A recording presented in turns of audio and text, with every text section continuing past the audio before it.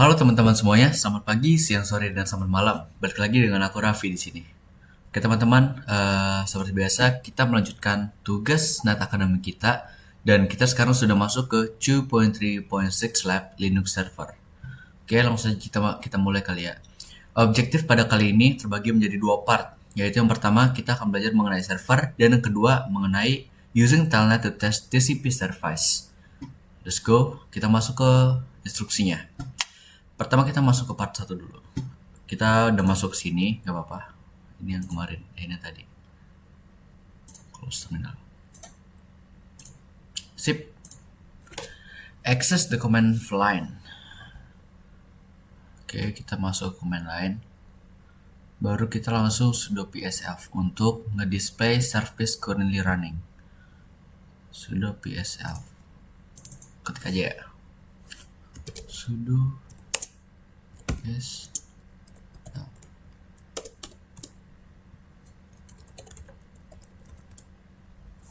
Oh, banyak banget. Oke, teman-teman bisa lihat jadi sini tuh ngomongin soal PID, PPID, PRI, NI, EDOR dan semacamnya. Oke, teman bisa lihat sendiri. Cukup banyak yang bisa ini. Lalu, why was it necessary to run PS as root? Apakah kenapa bisa kita nge-run PS sebagai root?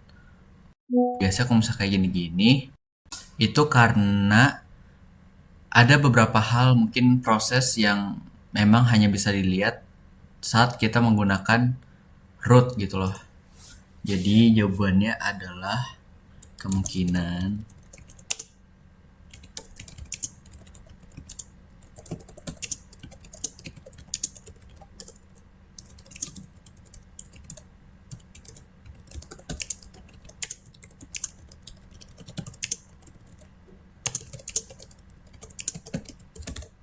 sip.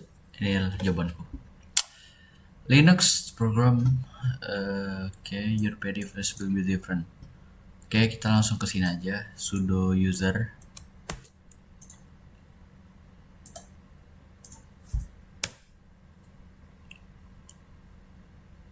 Oke, ini udah ya.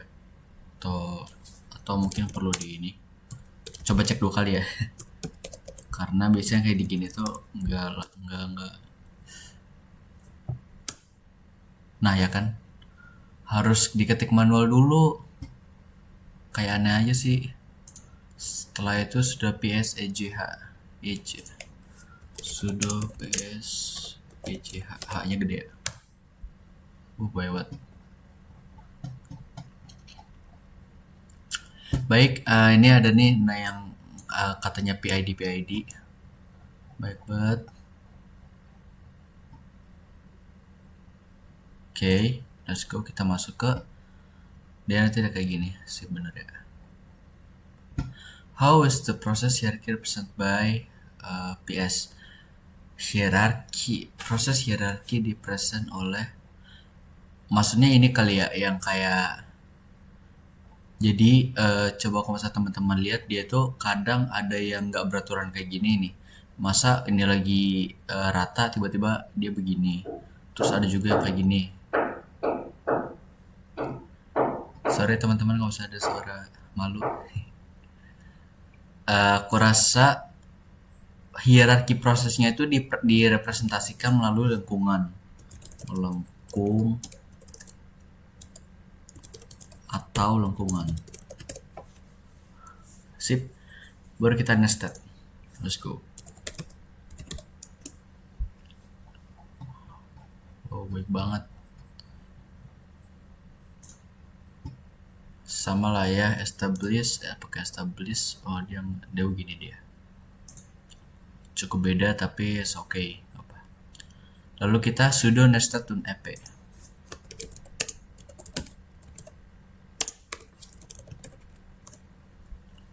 Wow.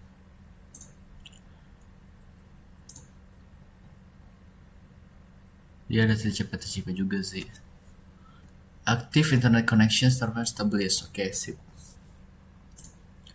What is the meaning of the tune API? Tune API ya.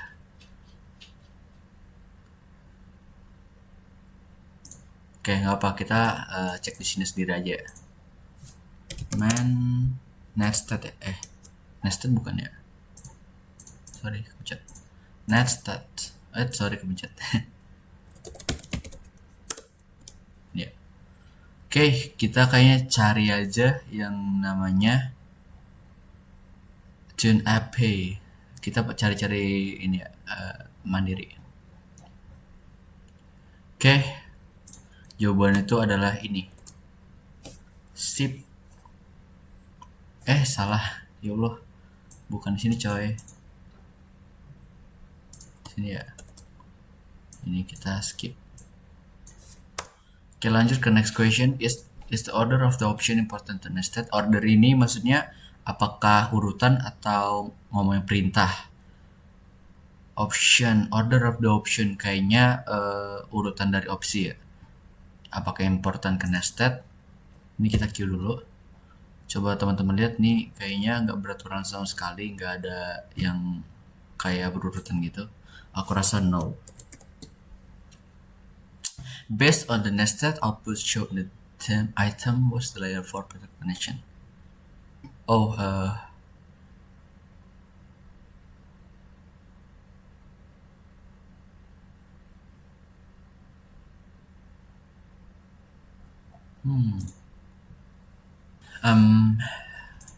Protokol ya dia bilang. Protokol connection status MPID. Mana ini? Protonya adalah TCP, state-nya listen. Oke.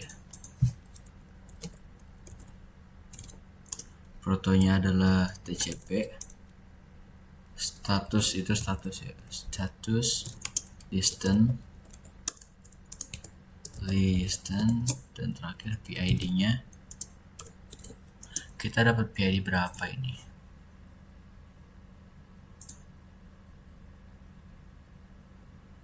TCP 4381. Kita dapat 4381. Bener gak ya? Iya bener sih, dia pakainya port 80 ya. Sip, gak apa. Kita ketik aja 4381. 4381. While port number reaches convention, can you guess what kind of service is running port? Oke, apakah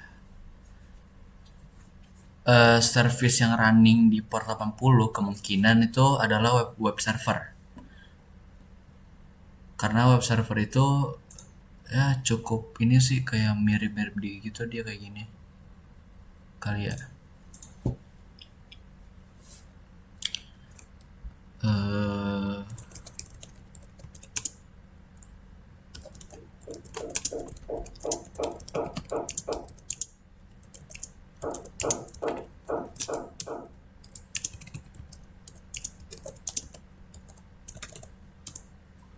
Sip.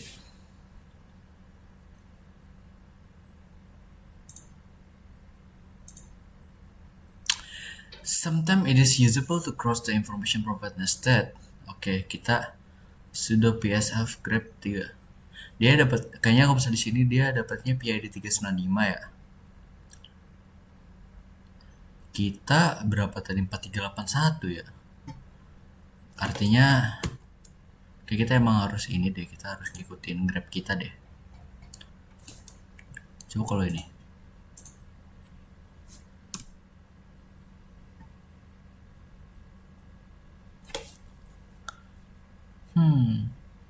Gitu dia.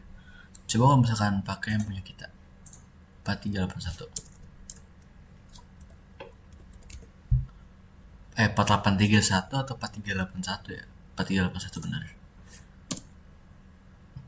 Oke, beginilah ya. Aduh. Cukup beda.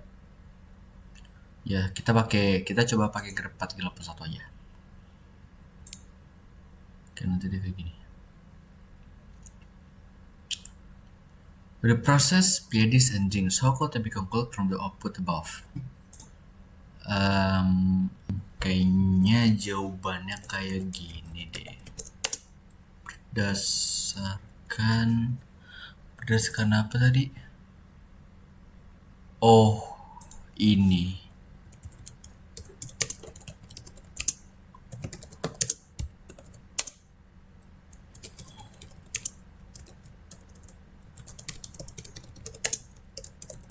Sip. Harusnya kayak gini. What is engines? Wow, what is function? Just Google to learn about engines. Apa itu engines dan fungsinya? Engines adalah perangkat lunak server web sumber terbuka yang digunakan berbagai fungsi. Engines adalah perangkat lunak yang digunakan sebagai fungsi sebagai web server. Kayak aku pakai yang ini aja. Jadi Nginx itu adalah perangkat lunak software. Nginx itu software yang dikenal karena fungsinya sebagai web server dengan kinerja tinggi. Dibuat untuk melayani miliaran permintaan secara efisien. Nginx itu menangani beban koneksi yang tinggi secara oke. Sip. The second line show the process used by username HTTP dan has process number as parent process. Is this common behavior? Di second line, tapi kita ini second line berbeda sih sama yang 396. Iya, kan kita nggak bisa pakai 396 atau ya anggaplah aku punya 396, proses 396 dan aku tuh ngelihat kalau misalkan proses 396 ini owned by username, HTTP dan process number. Jadi 396 ini adalah parentnya. Apakah ini normal? Apakah ini normal? Jadi aku akan ngasih jawaban sebagai berikut.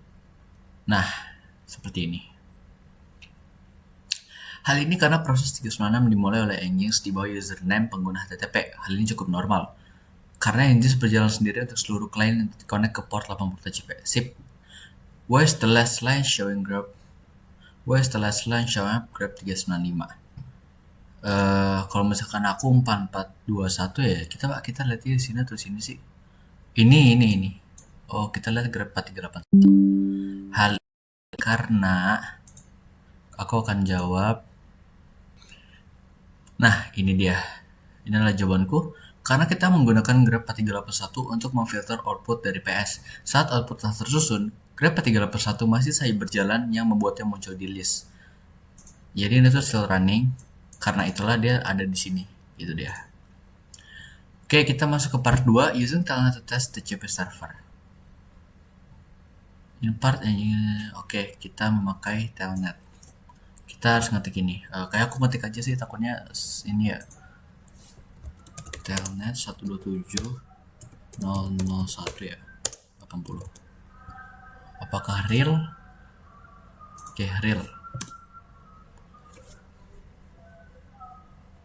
Kita menunggu ya untuk mengkonek ke 127 ini.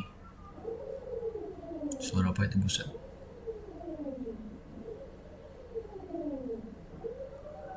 Enggak, agak lama juga ya.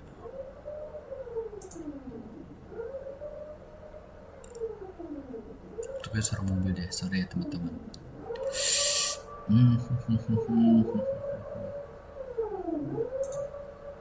Kayak di sini aku bakal cepetin aja deh. Ya, aku bakal cepetin nanti ya.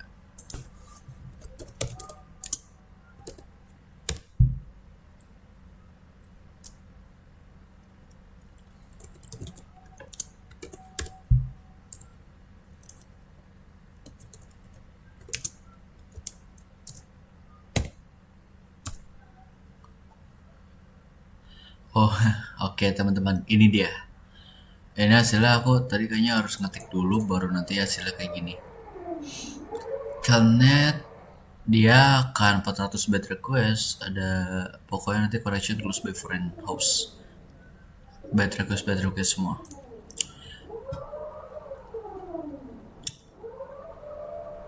Why was the error sent as web page?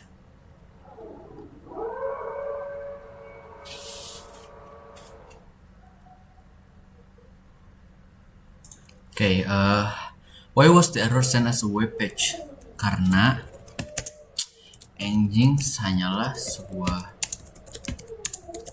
server dan ia terhubung ke protokol HTTP protokol.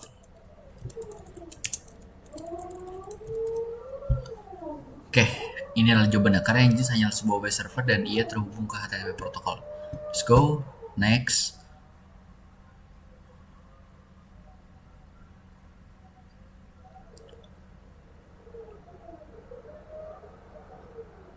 Oke, kita coba pakai ini dulu ya.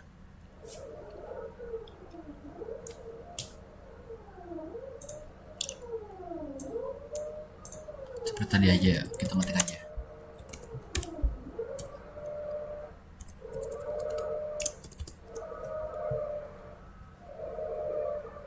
Ini kita harus ketik lagi kah? Oke. Ini juga sama errornya. Invalid.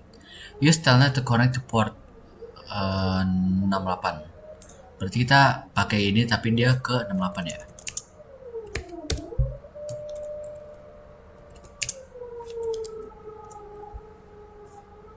Unable to connect. Sorry. Dia unable to connect. What happened? Happennya adalah ini. Unable to connect to remote host. Connection refuse. Connection di refuse. Sorry. Gue pencet ya. Aduh.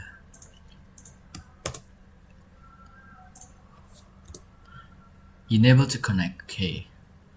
Oke, langsung ke refleksi question. What are the advantages of using nested? Aku akan jawab seperti ini. Aku akan jawab seperti ini. Nested dapat dipakai untuk melihat daftar koneksi jaringan aktif pada komputer. Hal ini dapat membantu kita untuk bisa lebih memahami bagaimana komputer bisa terhubung ke server atau perangkat lain. Ini adalah keuntungan yang mungkin ya saat memakai nested. Yang kedua, what are the advantages of using telnet? Is it safe? Telnet. Telnet ini kayak kita sudah pernah bahas ya pas di 2.3.5. Dimana telnet ini dia tuh memiliki kerentanan yang cukup fatal sih, bisa dibilang. Jadi bilang aman sih enggak. Aku rasa. Aku akan jawab seperti ini. Oke, ini adalah jawabanku. Telnet merupakan sebuah protokol yang digunakan untuk mengakses dan mengelola perangkat jarak jauh dengan akses yang mudah dan pemakaian sederhana. Namun, telnet bisa dibilang tidak terlalu aman, karena telnet tidak memiliki data enkripsi dan keamanan jaringan yang kuat. Hal ini memungkinkan seorang hacker atau penyerang bisa lebih mudah menyadap data kita. That's all of it kali ya. Kayaknya semua udah aku jawab. No, semacamnya. Oke deh, kayaknya cukup sekian untuk materi Lab Linux ini. Kita akan masuk ke 2.4 ya. Stay tune aja. Untuk kata terakhir, kata-kata penutup. Selamat pagi, siang, sore, dan sampai malam. Dengan aku Raffi di sini. Goodbye.